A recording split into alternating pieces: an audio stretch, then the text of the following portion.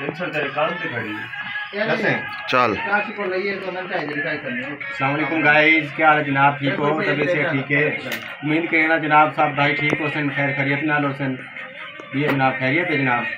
हम किसी ने जिम्मे सेंधे रहने नालों नाल आज तो जनाब एक नवा काम दसे सूँ जिम्मे होसी सारा जितने जिम्मे अस सोल लेने हैं तो आज सोल ला दिखे सूँ। ये तुम्हारे सामने पेटी चलती पई है, देख सकते हो। ये अंदर सोल लाया ना असा हीट आँदी आंदे पैन सोल हीट होंगे पैन गर्म होंगे पैन, मतलब है कि ये चिपकाई बहुत जबरदस्त किस्म की होंगी है।